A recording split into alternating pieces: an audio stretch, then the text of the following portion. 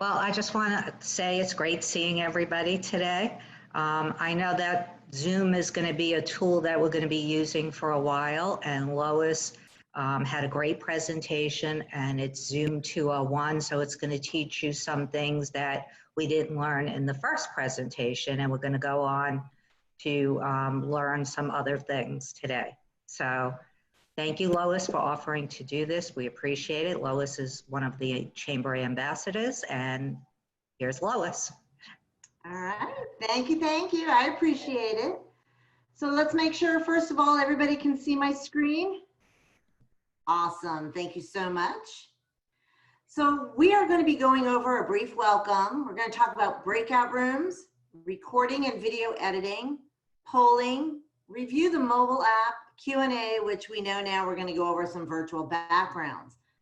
This is not just me doing the entire presentation and talking. You are most welcome to put something in the chat room, and Cindy will monitor the chat room for us, or just interrupt and stop, because this is one of those things that if you have a question, it's better to ask it right then and there, and let's kind of get this conversation going.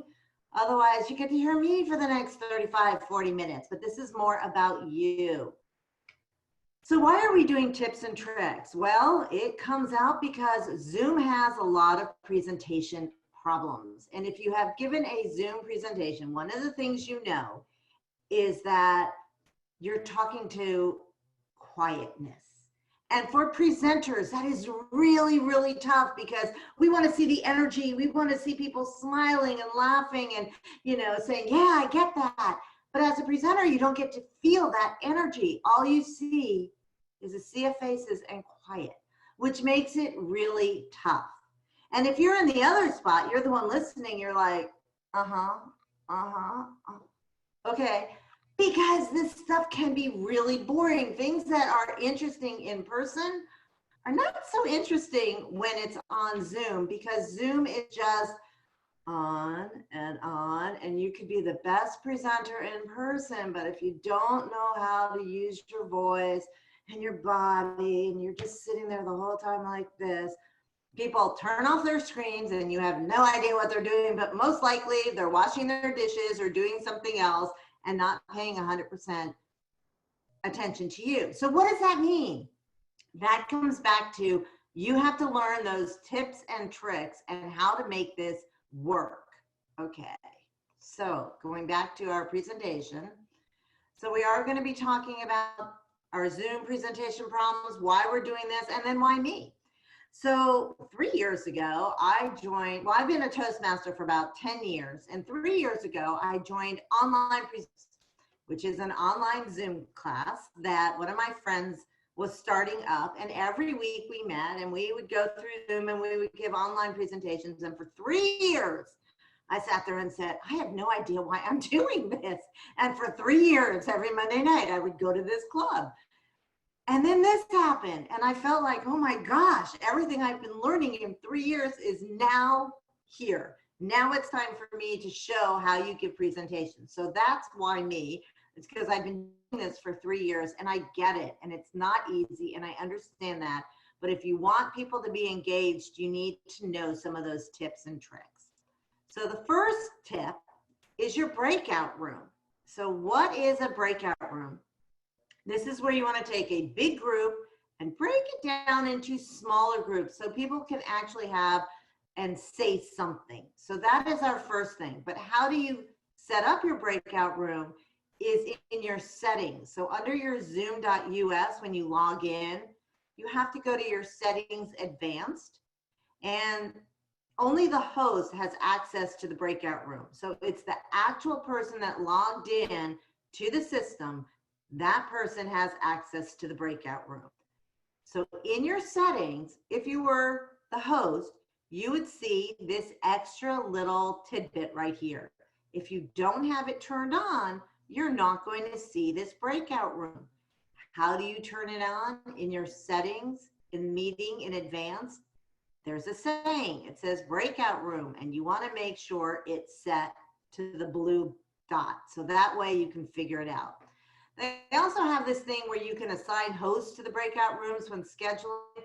That's a lot of work, because as you know, 28 people signed up for this. I think we have 18 or 19 on.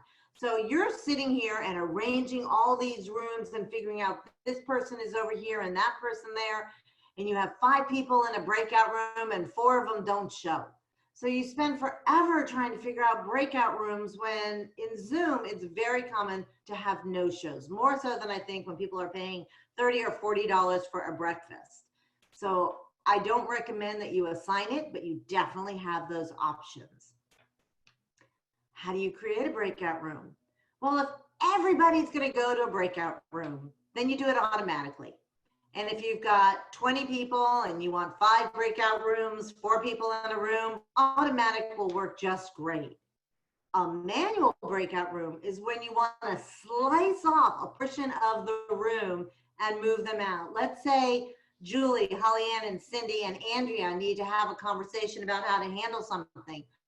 Manual room, move them over to their own, even have to know about it happening. That would be a manual room. And then you click create rooms and these rooms get created, but you're not done yet. You can name the breakout rooms. So for instance, in our wake up breakfast, we could have renamed by hovering over the word breakout room and said table 1, table 2, or you could delete a room. You can assign people to specific rooms. When you are done and you've got everything just the way you want, you're going to click open all rooms. And when you do that, it's going to flash on the screen, please join your breakout room, or please join table 1, or whatever you have named that group. And yes, I will definitely be sharing this presentation with the chamber, and I also have a handout on how to do some other stuff that will also be shared with this. So we're going to open up all the rooms, but you know what? Before I opened up the rooms, I have the opportunity to move people or swap them out. So you have overall control. You can do whatever you want with this. You can move people, you can leave them, you can exchange them, up until you hit open all rooms, and even then you can still move people around. So nothing is final. And now opened up all those rooms, as the host, you have all this power. Yes, you can join a room. You just click join and then you're over there and you can chat to everybody, and you can literally have nobody in the main room. Everybody, including yourself, could be in a breakout room. If I want, I can broadcast a message to everyone. At some point, I believe they're going to allow you to send a broadcast to a specific room. But right now, when you do this, you're broadcasting to everyone. When you close the rooms, there will be a message on the screen that the room will close in traditionally 60 seconds. Some you might see 30 seconds. It's up to you how you want to do that. So the main thing is to be aware that you have ultimate control. And if you decide you want to break everybody out into 5 groups and bring them all back, and now I want to shake it up again, delete all the rooms and then just automatically recreate them. It would take you less than a minute to do, and then everybody gets into different groups. So there is a way to shake things up. You just have to know how to do it. So final thoughts. If someone leaves their breakout room in advance, can they get back in? Yes, it might be challenging for some because it's not dead center in their screen. It might be on the corner or it might be down below and they have to find it, but it can be done. And if someone leaves the room accidentally completely because their internet connection broke up, they can go ahead and come back in. Could you please put me in with group number 2 or 3? It's your responsibility to know where you were before you dropped off.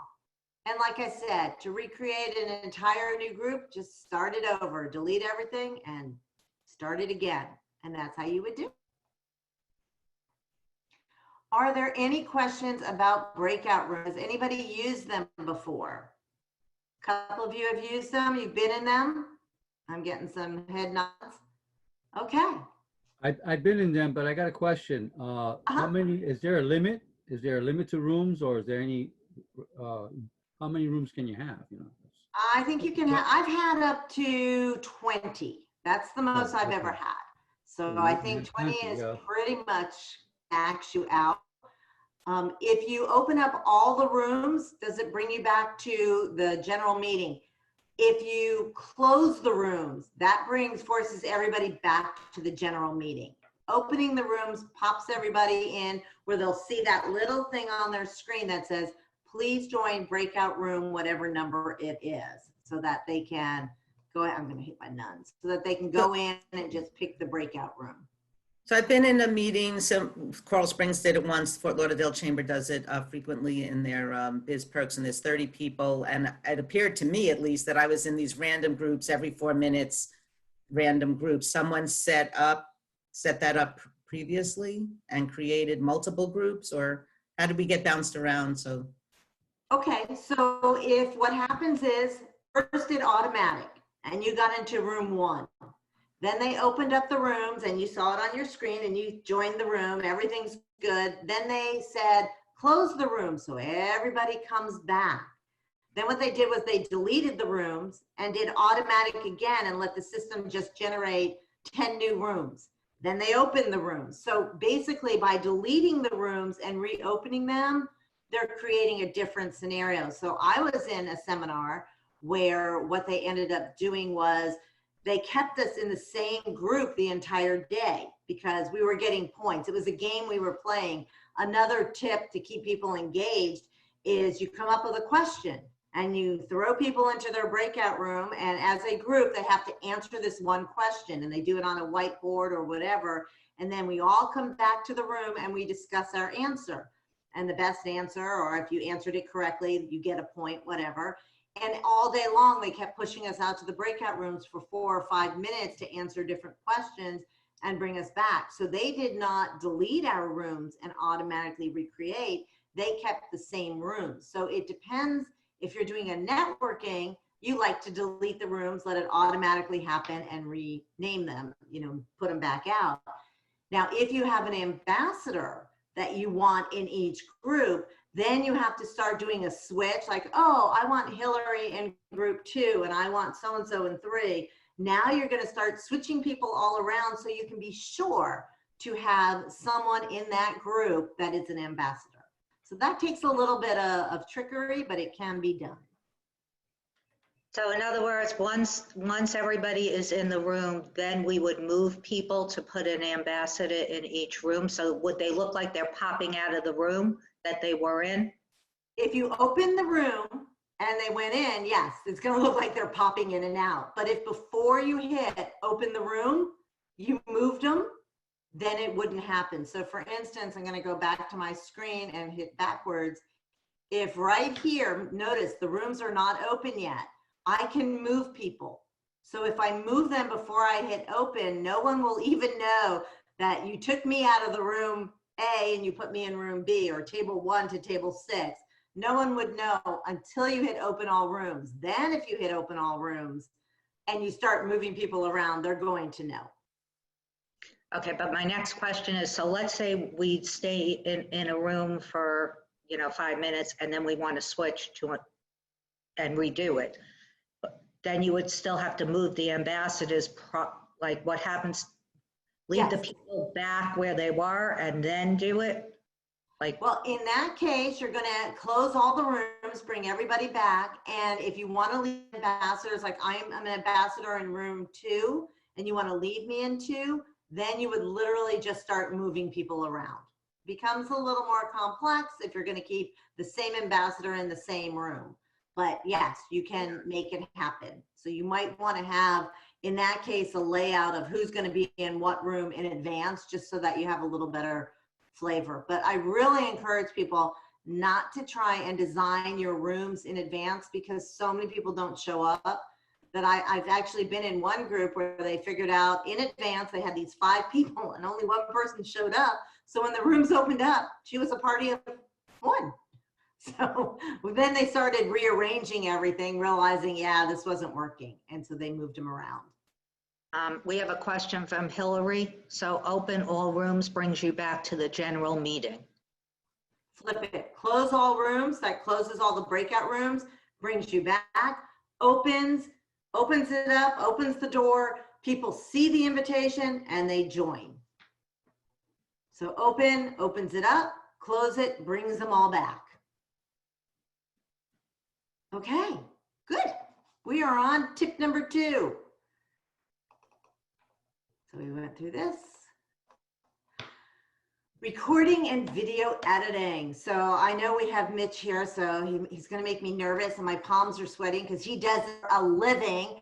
But for those of us that don't do this for a living, this is really hard stuff unless you know some tricks. So first off, at the bottom of your file, you have the ability to record. I encourage you to make sure you go into your settings, and instead of changing your meeting settings, there's one up at the very tippy top that says recording. And this has to be turned on to allow recording. If you want to give a host the permission to let somebody else record, you have to have this checked. At no time can someone record your meeting without you giving them permission. Yay, because I've had people do that. This is one of the changes. One of the things you'll find out from Zoom, especially if you have a professional account, is almost every Monday, every other Monday, they will email you the changes they made in their latest update. So it should now be on 5.04. And today we just found out in 5.04, they allow polling to all the co-hosts versus just the hosts. So they're constantly tweaking it and making it better. And this is one of the changes they made, that someone can't tape your scene, your whole recording or your meeting, and then show it without your permission. If an attendee tries to record your system, they will see, please request recording permission from the meeting host. And the host then will have to go to the participant piece at the bottom, find the person that wants to record, and allow the recording. If your setting looks like this, where you did not check this off, then the host will not be able to grant you recording permission. So I'm going to go back one. If this is checked and Cindy wants, and I'm the host, and Cindy wants to record this meeting, I can grant her permission by going to participants and allow her to record. However, if my setting does not have this, Cindy can ask till she's blue in the face. I do not have the option to allow her to record. It will not be there. So if you're going to let people record, check the box, but don't worry, because nobody can do it without your permission. That's the critical piece. So how do you record? Well, it's really simple. You got a little button right here. It makes it easy. You just click it and it records. But then it asks you the question, do you want to record to the cloud? Or do you want to record to your computer? And that's a great question. And here's my rule of thumb. If this is not your account, record to the cloud. This is a professional account from the chamber. It should be recorded to the cloud, not an individual's account. If I had logged in as the host, I would have recorded this to the cloud.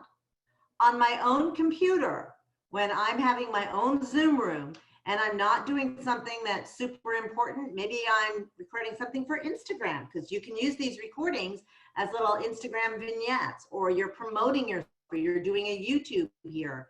That I might do on my computer. And don't worry if you make a mistake, because here's what I do. So I do a lot of little vignettes, and I evaluate different Toastmasters, or I might do an Instagram or a YouTube. And you know what? You're make a mistake. You are not going to be perfect the first time. So you can keep stopping the recording, or you can do what Hollywood does and say, take number 1, do your recording. Oh, mess that up. Take number 2, do your recording. Take number 3. And then when you're actually looking at your recording, you can go find the 3rd time you held up that bright piece of paper. And that's what you actually want to cut out for your promotion or whatever it is that you're going to be doing. There was a question out there. If we give permission to one person, it does not allow each person to record. It only allows one person at a time, because you have to go to participants, select the person, and say allow record. Big thing to know, the recording does not actually get created until you end the meeting. So even though you're recording and you might stop the recording, it doesn't create until you end the meeting. And if you decide to record to the cloud, when you log in to your zoom.us, there's a little recording button here, and you can just pick which one you want. And over on this more, you have the option to download your files. And one of the files you can download is an MP4. So now we get to the point where we're going to edit. So this is the fun stuff. You have to find that MP4 file. I recommend when you're downloading it, save it somewhere you can find it. The worst thing you can possibly do is you download something and then you spend minutes trying to find it. Save it to your desktop. Make it easy on yourself. Have a directory in advance so you can find it. And once you find that MP4 file, you want to right click on it, open with photos, select edit and create, which you're going to see right here. And then we're going to trim. So we're going to do this live. But for right now, I'm going to show you what you can do. So this is a 13-second video. And you can't hear anything because nobody really wants to hear a peacock at this time of the morning. But it's very slow in the beginning. And I really like this particular video because it shows you how much can happen by somebody just going on and on. And then all of a sudden, 1, 2, 3, and he pops. And it's absolutely beautiful. But I don't need 45 seconds of a peacock to show on my screen. So what I want to do is I want to trim this video. And to do that, remember, I right clicked, I said open with photos, and then I clicked up here, edit and trim. When you do that, you're going to see these white circles. You move the white circles to where you want to trim the information. And once you get there, that is what is going to be saved. And then you select Save As. And we're going to do it live. Fingers crossed, it'll be perfect. But now you can see, instead of having that whole long thing, it goes right into it. So you don't have that time in the beginning. It just pops right in. And so I've cut out all that dead air in the beginning, and I've also kind of cut out a little bit at the end. So I took the 35-second video and I made it 13 seconds. And then if you want to do something a little more fun, you can take that same video and add a little bit of side effects. So now you can see something a little bit different, makes it more fun. It's just another way to display your videos. So what I'm going to do is I'm going to stop this. And does anybody have a question right now, or are you ready to see it live? Yes, we have questions here. Okay, let's have the questions first. Okay. If you give permission, does that allow everyone to record? So, oh, you answered that. Okay. Mitch is asking if Lois can explain all of the changes with the new Zoom 5.0 for the benefit of everyone else. Okay, so there are a lot of them. Give me until the end of this and we'll come back and I will go through some of those. And like I said, every Zoom has a whole new set of changes that they're doing. This one I've noticed they have more security. They have also, within the last set of 5.0, they are requiring you to have a waiting room, which if you have a waiting room, it is a great thing to use. They are also requiring passwords. So at one point, when they went into the 4.5 series, they automatically turned on passwords in waiting rooms and everybody freaked out because they didn't know what to do with this. So then they took it away, but in the 5 series now it's back to being the default. I don't think it's required, it's the default. And are these primarily for professional versus personal? No, it's for all accounts. So Zoom doesn't really show a difference between the accounts other than the 40 minutes. So you have a free account. Everything you're seeing here is offered in the free account. I know, it's crazy. They do a really good job with that. They don't change any of the permissions or anything like that, but it's a little more challenging when you're dealing with the free accounts. I will say that. So And then we have one more question. Is there a limit to the amount of data that you upload in cloud? Yes, there is definitely a limit, and I'm not sure of it right off the top of my head, but I can get back to you on that one. I know I can have about 8 to 10 recordings. So I think it's the number of hours. And in that case, I do think that there might be a difference in the professional, but I don't know. I mean, they tell you when you go in if you're hitting your limit. So a good rule of thumb is right after you finish your meeting, download so that you can delete it from the cloud and you have it on where you need it to be. And if it's a professional account, like if I'm recording for Cindy, she should be planning in the next day or two to download that recording, so there is no chance of not being able to access it. Okay, here we go. So I have a new puppy, and my new puppy is absolutely insane. Her name is Stella. And when we started going through quarantine, we were here every minute of the day. And I think we drove Stella insane. So the first thing I'm going to do is I am going to go ahead and show you Stella. This should be just, can you see my mouse moving? Yes. Okay. So this is the video, the MP4. I'm going to right click on that and open with photos. So you can see it, right? You can see the screen? Yes. Yeah. Okay, thank you. I'm going to go to edit. I'm going to go to trim. Now you'll notice I have these 2 white bulbs at the end, or circles, and this is the spot where the toys are seen. Now I only want to see when she sweeps them out of the screen. So I come over here, and it's a very small spot. This is where you could see them. That's where it takes them out of the screen. So I only want this tiny, tiny piece. I'll do a save as, and I'll do it as a trim. And so now I'm going to do a new share. All right, so now I've got my trim that I just created. And I believe it's this one. So when I show it, you only see the stuffed animals and you see her disappearing. So I have taken 1 minute and 3 seconds and cut it down to less than 10 seconds. So the trick is you can do this on anything. Save your original one so you don't accidentally overwrite it.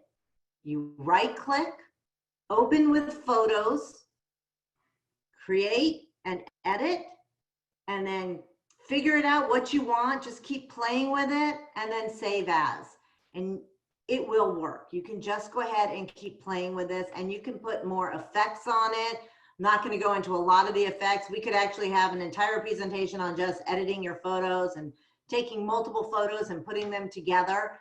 But for what we're doing right now is we're taking that big video and just making it a small little thing. So remember when I was talking about showing your piece of paper, when you count to the 5th time or whatever Hollywood you're at, you can move it like that. So there was one more question as to where do we do the effects, and I will be happy to show you that. That's pretty simplistic. So when we are here, sorry, let me try one more. When we are here and we do a right click and we open with photos, can you still see my screen, or I'll do a new share, make sure you can see. Can you see my screen? Yes. Okay, so if I want to take this, I can put myself into trim mode. Okay, that's good. Or I could go into add 3D effects, which I absolutely adore, because now, that's okay. So now when I get ready, I can add, oh, let's add a comet. So I'm going to change the angle of the comet. I'm going to bring it down like this. And I'm going to put it right at the beginning. This is where it's showing. Actually, I'll move it a little bit down here. How's that? So now when I actually and it'll stop. special effects. If you don't like them, just delete them. Add a different one. They have tons of them in here that you can do breaking news. You can do falling, you can have flies, you can have bats, you can have all kinds of different things. You can do live sports. Just play, play, play. They have a ton of them. Or you could actually put a 3D library in there if you want. If you like outdoors and nature, you could go ahead. I think there was a plant that I saw in here that, you know, you might want to take a fir tree and say, okay, I'll take a fir tree and put that in your video. Just have to show it where you want it. Let's see, I'll move it down and over, and when you want it. So special effects are fun things that you can play with to make things happen on your video. And playing is the big word. If you think it's going to take you 5 minutes, plan at least an hour, because the more you play, the more you want to do, and the more you want to do, the quicker the time flies by. Okay. Are we good? I think we're good. We're going to go ahead and keep going.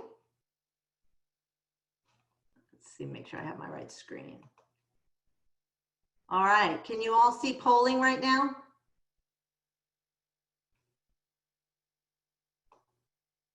Okay. Let's make sure. Try again. Can you all see polling? Yes, it's up. Okay, thank you. So polling is a way that you really want to get your group engaged. It is so critical to what we do because you have to turn it on, and it's in your settings, but this one's under basic. Remember, Breakout Room was under advanced, and all you want to do is make sure that little blue dot is turned on.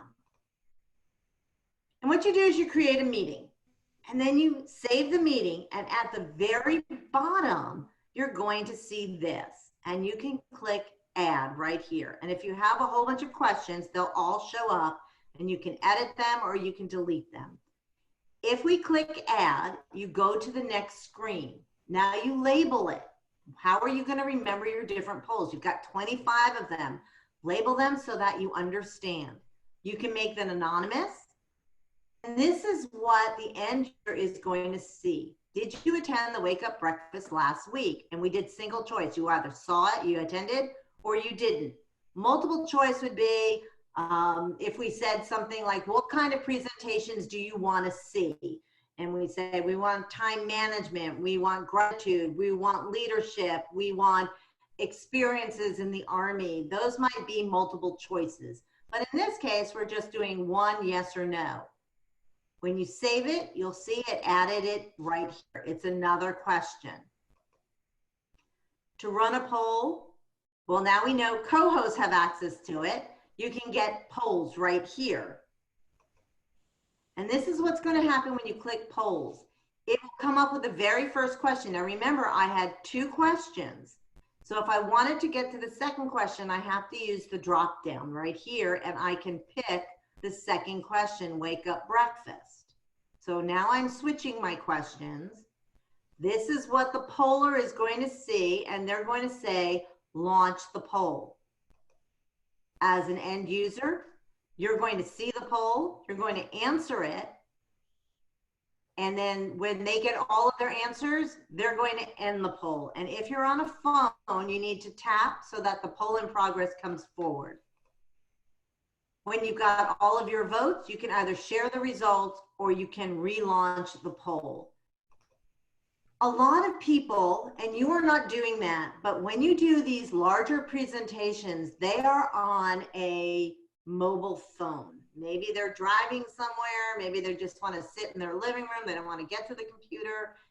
And the question is, how does the mobile phone look compared to what you're seeing? Because what you're seeing is the whole enchilada.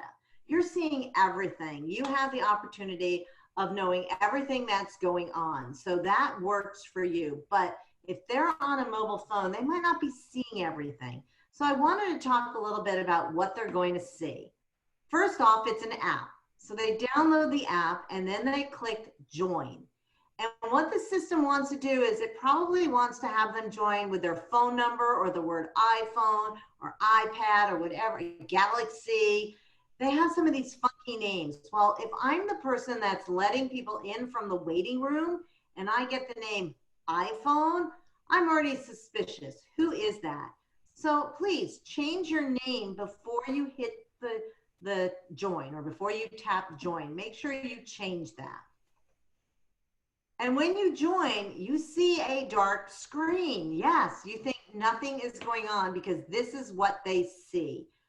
But the trick is they have to tap the screen. If they tap in this black area, all of a sudden magic starts to happen at the bottom. And if they touch participants, they will get this. Now you've already seen this. You saw that in the participant section of our screen. So it's very similar, but they can also, as can you, they can change their name here. They tap and they have the ability to change their name. Just like if you wanted to change your name on the main screen, you could have gone to participants, clicked on your person, your name, and changed your name. So if you come in with a telephone number or you come in with the word iPhone or Galaxy, it's okay to go ahead and change your name. As a matter of fact, most people want that. And if you want to promote yourself, you should have both your first and your last name showing on the screen. So if I need to find you, I have both your first and your last name. On the phone, you can also initiate a chat. How do you set up the nonverbal feedback, which is all that stuff, yay, that the chamber did at the bottom, so that we have the yes, no, go faster, go slower, coffee break. They turned on the nonverbal feedback, and it's in your settings under basic. If you tap the blank screen and you click that little more that's over here, this is what you're going to see on an iPhone. Yes, you can change your virtual background even on an iPhone. You can clap, you can give thumbs up, you can go into your meeting settings and all kinds of different things. On a Galaxy phone, you can raise your hand, you can minimize, but you cannot set up a virtual background yet. So maybe they'll change it down the road, but as of a couple of weeks ago, the Galaxies did not have the ability to have Zoom virtual backgrounds. Because I get people asking me that how to go steal my husband's phone because he won't work on an iPhone and see, yeah, there is no virtual background. And if you're here and you're trying to find everybody else, you have to swipe to the left and you'll be able to see 4 people at a time. So you're not going to see them all, but you will see quite a bit. And that takes us to our final Q&A, and our timing is just about right. So do we have extra questions? We'll talk about virtual backgrounds for just a moment.